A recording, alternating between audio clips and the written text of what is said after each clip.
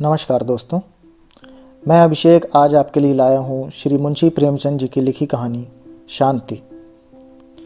स्वर्गीय देवनाथ मेरे अभिन्न मित्रों में से थे। आज भी जब उनकी याद आती है तो वह रंगरेलियाँ आँखों में फिर जाती हैं और कहीं एकांत में जाकर जरा रो लेता हूँ। हमारे बीच में 200-250 मील का अंतर था। मैं लखनऊ में था, वो दिल्ली में, लेकिन ऐसा शायद ही कोई महीना जाता हो कि हम आपस में ना मिल पाते हों। वह स्वच्छंद प्रकृति के विनोद प्रिय, सहृदय, उदार और मित्रों पर प्राण देने वाला आदमी थे, जिन्होंने अपने और पराये में कभी भेद नहीं किया। संसार क्या है और यहाँ लौकिक व्यवहार का कैसा निर्वाह होता है, यह उन व्यक्तियों ने कभी न जानने की चेष्टा की। उनके जीवन में ऐसे कई अवसर आए जब उन्हें आगे के लिए होशियार हो जाना चाहिए था। मित्रों ने उनकी निष्कपटता से अनुचित लाभ उठाया और कई बार उन्हें लज्जित भी होना पड़ा, लेकिन उस भले आदमी ने जीवन से कोई सबक ना लेने की कसम खा ली थी। उनके व्यवहार ज्यों के त्यों रहे। जैसे भोलानाथ जिए वैसे ही भोलानाथ मरे। जिस दुनिया में वे रहते थे वह निराली दुनिया थी, जिसमें संदेह, चालाकी और कपट के लिए स्थान न था। सब अपने थे, कोई गैर न था। मैंने बार बार उन्हें सचेत करना चाहा, पर इसका परिणाम आशा के विरुद्ध हुआ। मुझे कभी कभी चिंता होती थी कि उन्होंने इसे बंद न किया तो नतीजा क्या होगा। लेकिन विडंबना यह थी कि उसकी स्त्री गोपा भी उसी सांचे में ढली हुई थी। हमारी देवियों में एक चातुरी होती है जो सदैव ऐसे उड़ाऊ पुरुष की असावधानियों पर ब्रेक का काम करती है। उससे वह वंचित थी। यहाँ तक कि वस्त्राभूषण में भी उसे विशेष रुचि न थी। अतएव जब मुझे देवनाथ के स्वर्गारोहण का समाचार मिला और मैं भागा हुआ दिल्ली गया तो घर में बर्तन भांडे और मकान के सिवा और कोई संपत्ति न थी। और अभी उनकी उम्र ही क्या थी जो संचय की चिंता करते। 40 भी तो पूरे न हुए थे। यूँ तो लड़कपन उनके स्वभाव में ही था, लेकिन उस उम्र में प्रायः सभी लोग कुछ बेफिक्र रहते हैं। पहले एक लड़की हुई थी, इसके बाद 2 लड़के हुए। दोनों लड़के तो बचपन में ही दगा दे गए थे, लड़की बच रही थी। और यही इस नाटक का सबसे करुण दृश्य था। जिस तरह का इनका जीवन था उसको देखते इस छोटे से परिवार के लिए 200 रुपये महीने की ज़रूरत थी। 2-3 साल में लड़की का विवाह भी करना होगा। कैसे क्या होगा, मेरी बुद्धि कुछ काम न करती थी।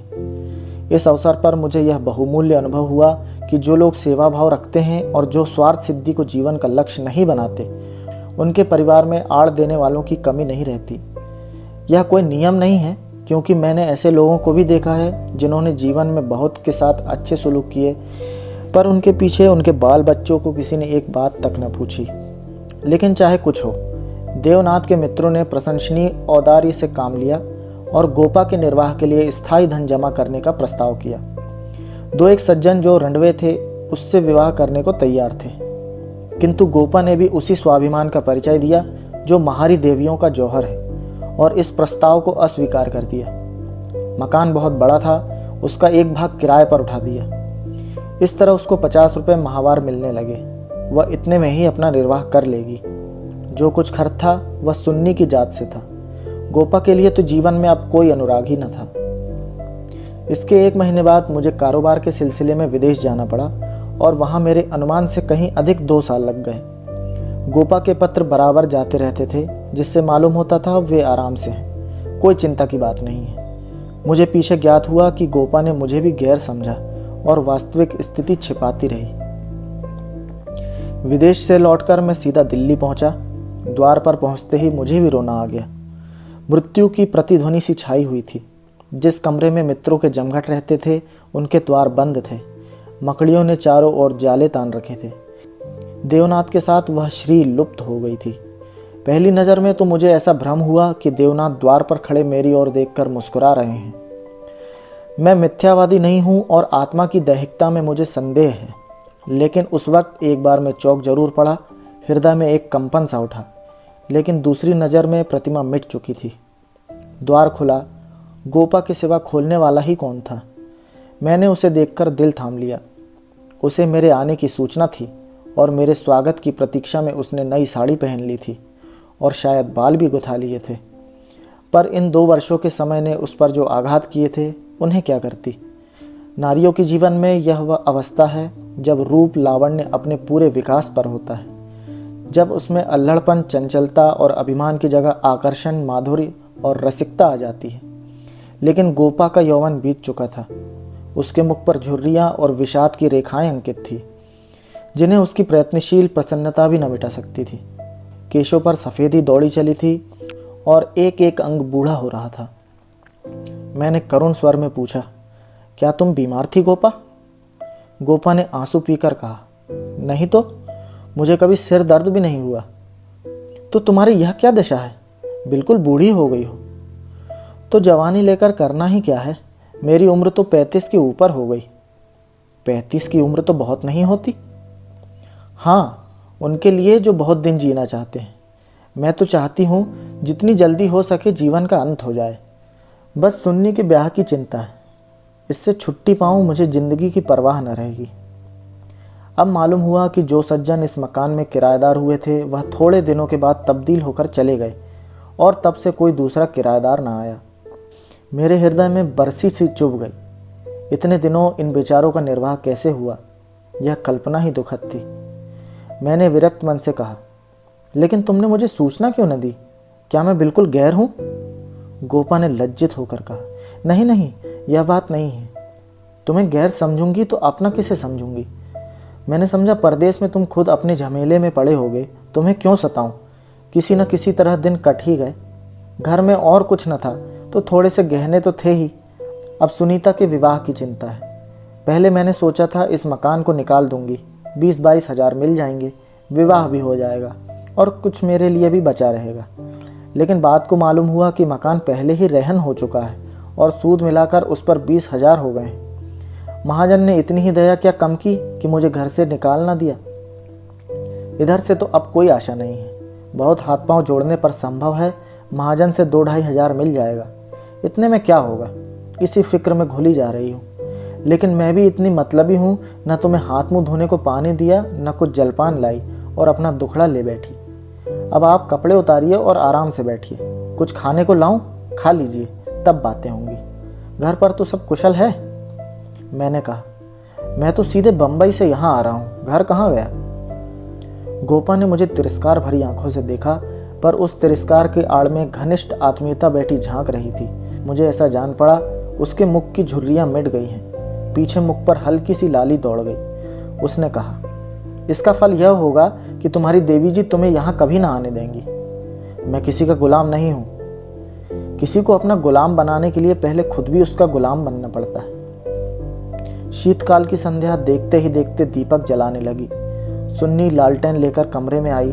2 साल पहले की अबोध और कृशकनु बालिका रूपवती युवती हो गई थी, जिसकी हर एक चितवन, हर एक बात उसकी गौरवशील प्रकृति का पता दे रही थी। जिसे मैं गोद में उठाकर प्यार करता था, उसकी तरफ आज आंखें ना उठा सका, और वह जो मेरे गले से लिपटकर प्रसन्न होती थी, आज मेरे सामने खड़ी भी न रह सकी। जैसे मुझसे वस्तु छिपाना चाहती है और जैसे मैं उस वस्तु को छुपाने का अवसर दे रहा हूँ। मैंने पूछा, अब तुम किस दर्जे में पहुंची सुन्नी? उसने सिर झुकाए हुए जवाब दिया, 10वें में हूं। घर का भी कुछ काम काज करती हो? अम्मा जब करने भी दें। गोपा बोली, मैं नहीं करने देती या खुद किसी काम के नज़दीक नहीं जाती। सुन्नी मुंह फेरकर हंसती हुई चली गई। माँ की दुलारी लड़की थी। जिस दिन वह गृहस्थी का काम करती, उस दिन शायद गोपा रो रो कर आंखें फोड़ लेती। वह खुद लड़की को कोई काम न करने देती थी, मगर सबसे शिकायत करती थी कि वह कोई काम नहीं करती। यह शिकायत भी उसके प्यार का ही एक करिश्मा था। हमारी मर्यादा हमारे बाद भी जीवित रहती है।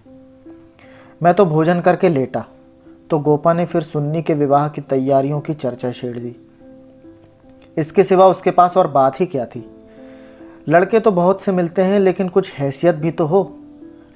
लड़की को यह सोचने का अवसर क्यों मिले कि दादा होते तो शायद मेरे लिए इससे अच्छा वर ढूंढते। फिर गोपा ने डरते डरते लाला मदारी लाल के लड़के का जिक्र किया। मैंने चकित होकर उसकी तरफ देखा। मदारी लाल पहले इंजीनियर थे, अब पेंशन पाते हैं, लाखों रुपए जमा कर लिए हैं, पर अब तक उनके लोभ की भूख न बुझी थी। गोपा ने घर भी वह छाटा जहां उसकी रसाई कठिन थी। मैंने आपत्ति की, मदारी लाल तो बड़ा दुर्जन मनुष्य है। गोपा ने दांतों तले जीभ दबाकर कहा, अरे नहीं भैया, तुमने उन्हें पहचाना ना होगा, मेरे ऊपर बड़े दयालु हैं, कभी कभी आकर कुशल समाचार पूछ जाते हैं। लड़का ऐसा होनहार है कि मैं तुमसे क्या कहूँ। फिर उनके यहाँ कमी किस बात की है? यह ठीक है कि पहले वह खूब रिश्वत लेते थे, लेकिन यहाँ धर्मात्मा कौन है? कौन अवसर पाकर छोड़ देता है? मदारी लाल ने तो यहाँ तक कह दिया कि वह मुझसे दहेज भी नहीं चाहते, केवल कन्या चाहते हैं। सुन्नी उनके मन में बैठ गई है। मुझे गोपा की सरलता पर दया आई, लेकिन मैंने सोचा क्यों इसके मन में किसी के प्रति अविश्वास उत्पन्न करूं। संभव है मदारी लाल वह न रहे हों। चित्त की भावनाएं बदलती भी रहती हैं। मैंने अर्ध सहमत होकर कहा, मगर यह तो सोचो, उनमें और तुम में कितना अंतर है। शायद अपना सर्वस्व अर्पण करके भी उनका मुंह नीचा न कर सको। लेकिन गोपा के मन में बात जम गई थी। सुन्नी को वह ऐसे घर में चाहती थी जहां वह रानी बनकर रहे। दूसरे दिन प्रातःकाल में मदारी लाल के पास गया और उनसे मेरी जो बातचीत हुई उसने मुझे मुग्ध कर दिया। किसी समय वह लोभी रहे होंगे, इस समय तो मैंने उन्हें बहुत ही सहृदय, उदार और विनयशील पाया। बोले, भाई साहब, मैं देवनाथ जी से परिचित हूँ। आदमियों में रत्न थे, उनकी लड़की मेरे घर आए, यह मेरा सौभाग्य है। आप उनकी माँ से कह दें, मदारी लाल उनसे किसी चीज़ की इच्छा नहीं रखता। ईश्वर का दिया हुआ मेरे घर में सब कुछ है, मैं उन्हें जेरबार नहीं करना चाहता। ये 4 महीने गोपा ने विवाह की तैयारियों में काटे। मैं महीने में एक बार अवश्य उनसे मिलने आता था, पर हर बार खिन्न होकर लौटता। गोपा ने अपनी कुल मर्यादा का न जाने कितना महान आदर्श अपने सामने रख लिया था। पगली इस भ्रम में पड़ी हुई थी कि उसका उत्साह नगर में अपनी यादगार छोड़ता जाएगा।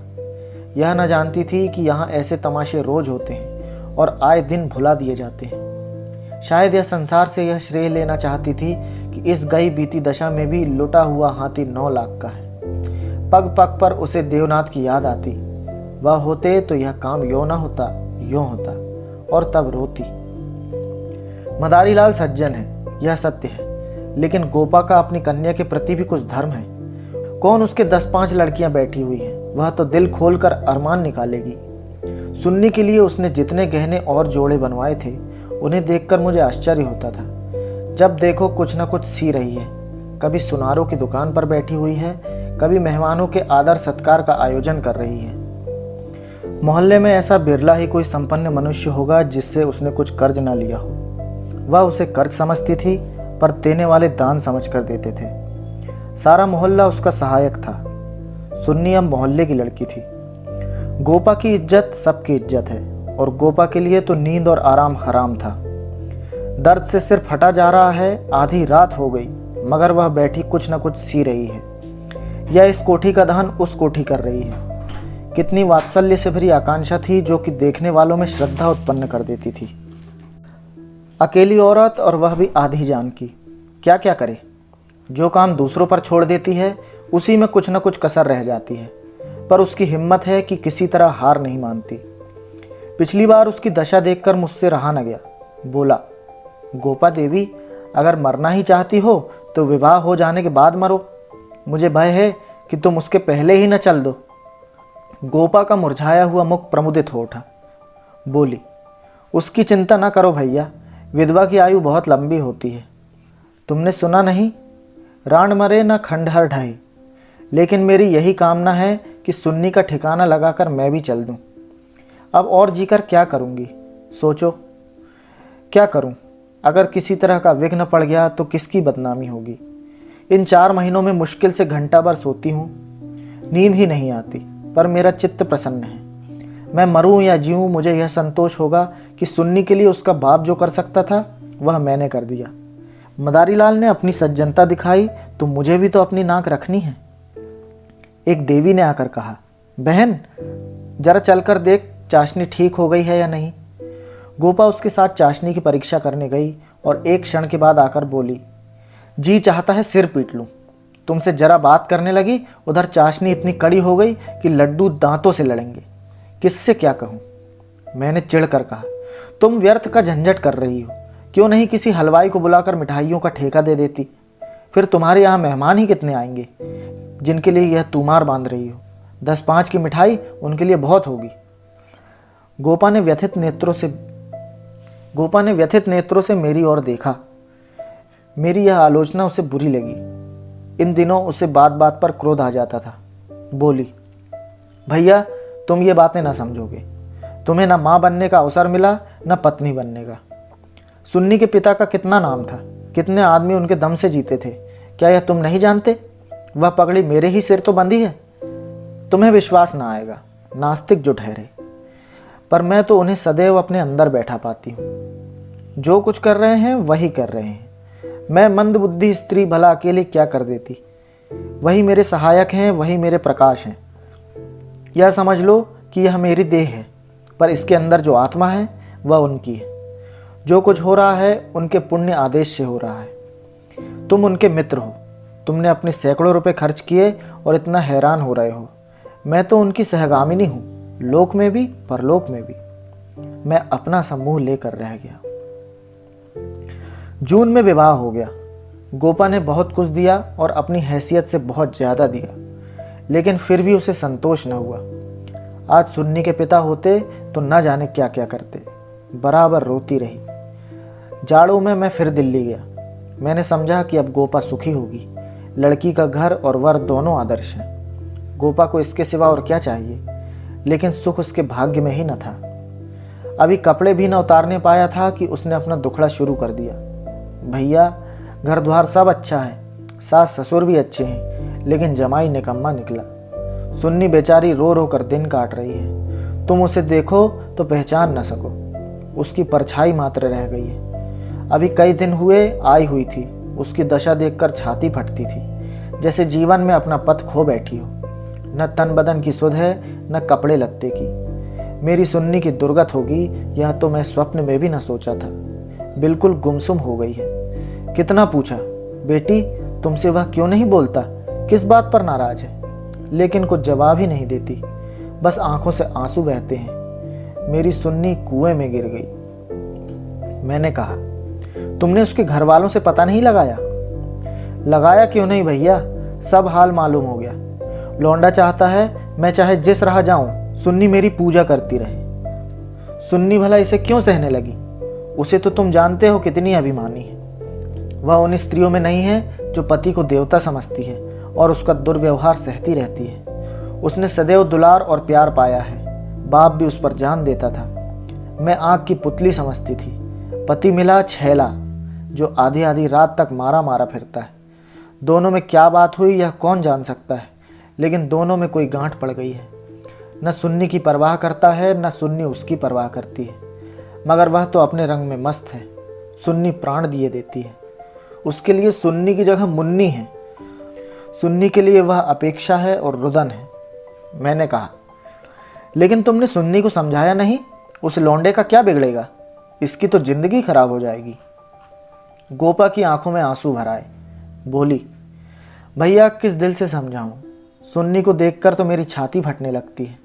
बस यही जी चाहता है कि इसे अपने कलेजे में ऐसे रख लूं कि इसे कोई कड़ी आंख से न देख सके। सुन्नी फूहड़ होती, कटुभाषणी होती, आराम तलब होती तो समझती भी। क्या यह समझाऊं कि तेरा पति गली मोहल्ला मुंह काला करता फिरे, फिर भी तू उसकी पूजा किया कर? मैं तो खुद यह अपमान न सह सकती। स्त्री पुरुष में विवाह की पहली शर्त यह है कि दोनों 16 आने एक दूसरे के हो जाएं।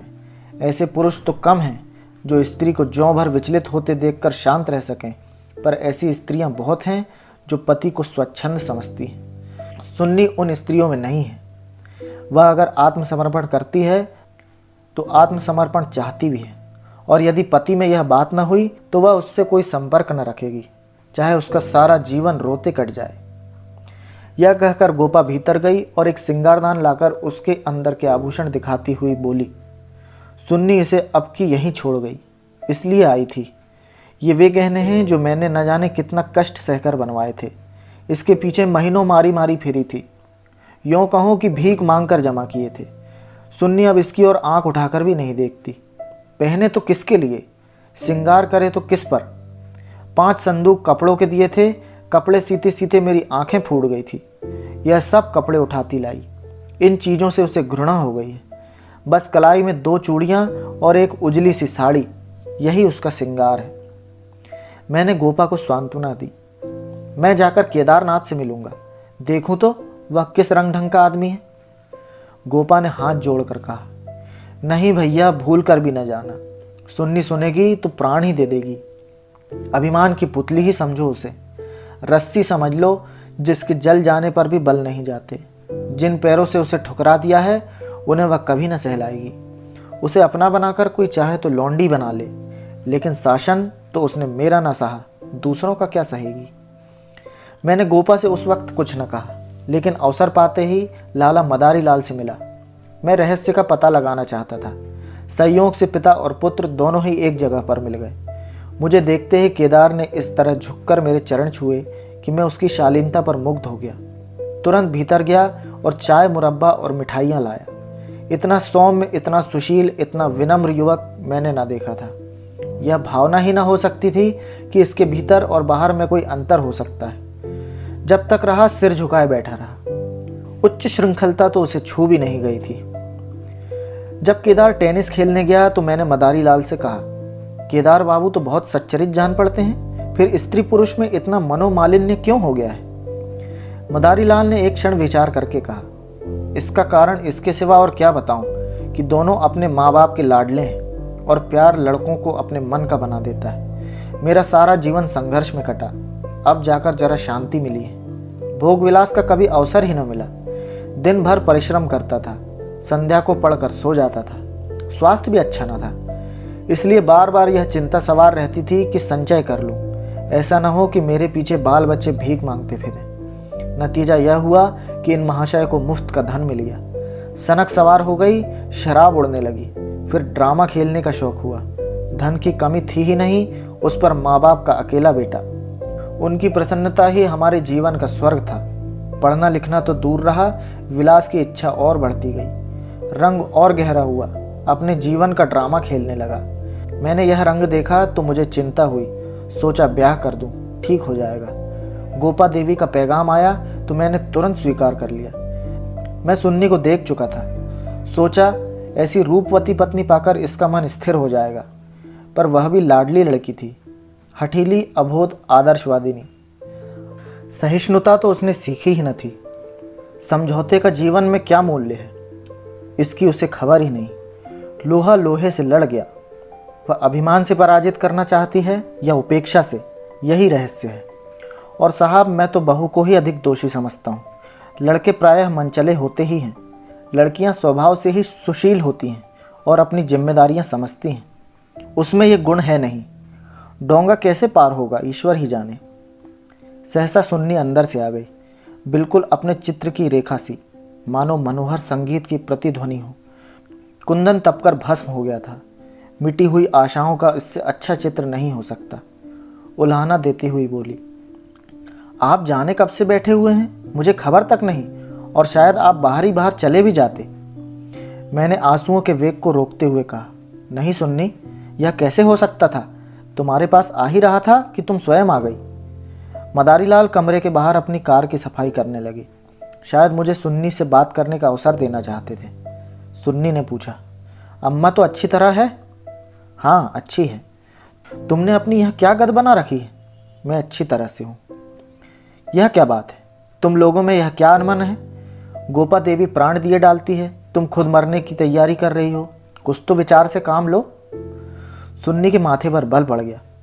आपने नाहक यह विषय छेड़ दिया चाचा जी।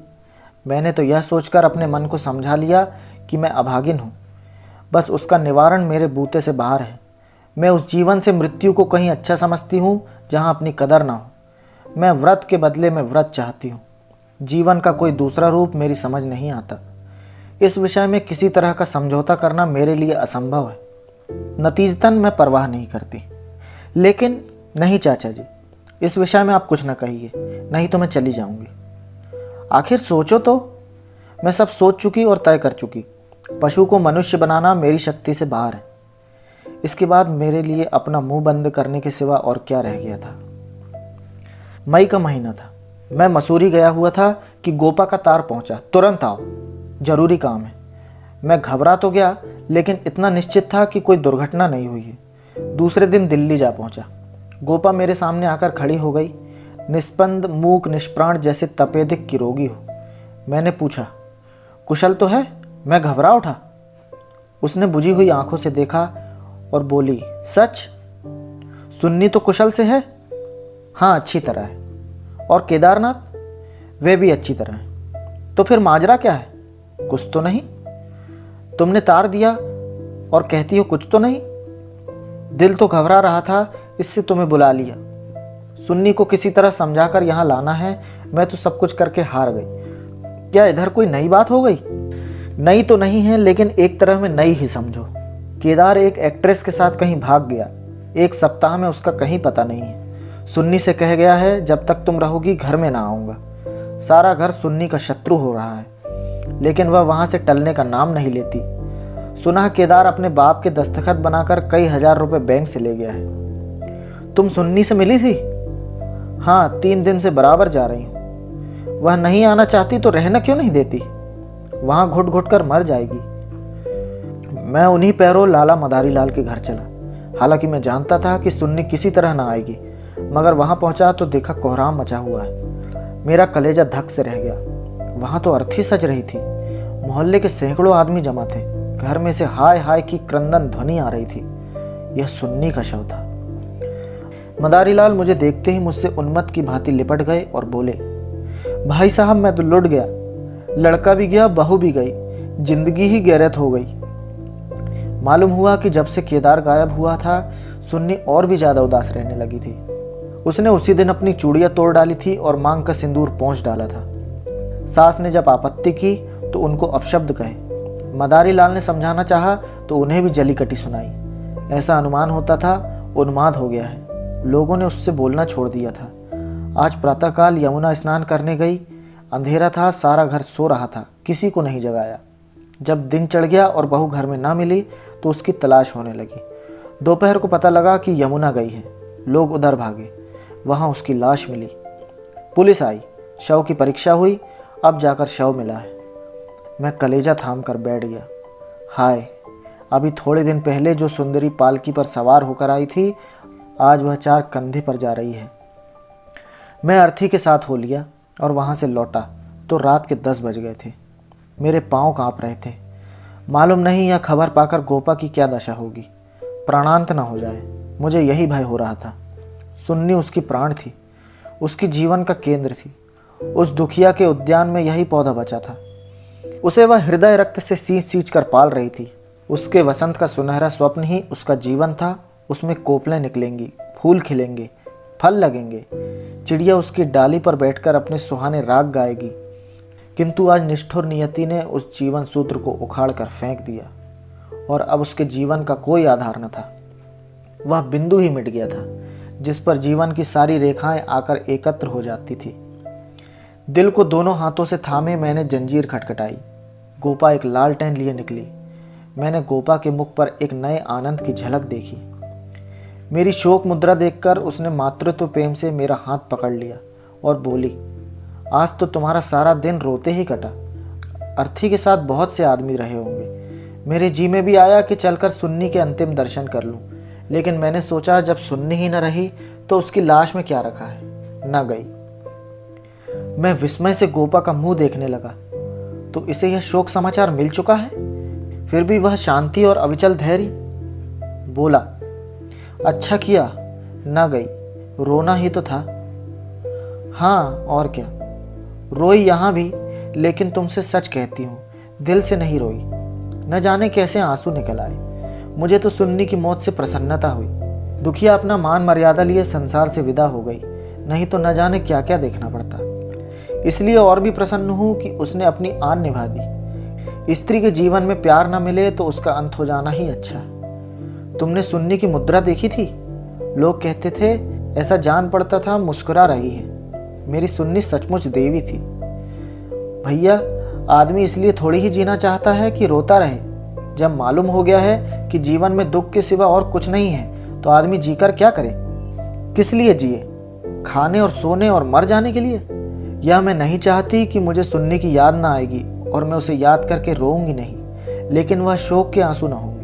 बहादुर बेटे की माँ उसकी वीरगति पर प्रसन्न होती है। सुन्नी की मौत में क्या कुछ कम गौरव है? मैं आंसू बहाकर उस गौरव का अनादर कैसे करूं? वह जानती है और चाहे सारा संसार उसकी निंदा करे, उसकी माता सराहना ही करेगी। उसकी आत्मा से यह आनंद भी छीन लूं? लेकिन अब रात ज्यादा हो गई है, ऊपर जाकर सो रहो। मैंने तुम्हारी चारपाई बिछा दी है, मगर देखो अकेले पड़े पड़े रोना नहीं। सुन्नी ने वही किया जो उसे करना चाहिए था। उसके पिता होते तो आज सुन्नी की प्रतिमा बनाकर पूजते। मैं ऊपर जाकर लेटा तो मेरे दिल का बोझ बहुत हल्का हो गया था, किंतु रह रहकर यह संदेह हो जाता कि गोपा की यह शांति उसकी अपार व्यथा का ही रूप तो नहीं है। दोस्तों, अभी आप सुन रहे थे श्री मुंशी प्रेमचंद जी की लिखी कहानी शांति। बहुत ही जल्द मिलते हैं एक नई कहानी के साथ। तब तक के लिए नमस्कार।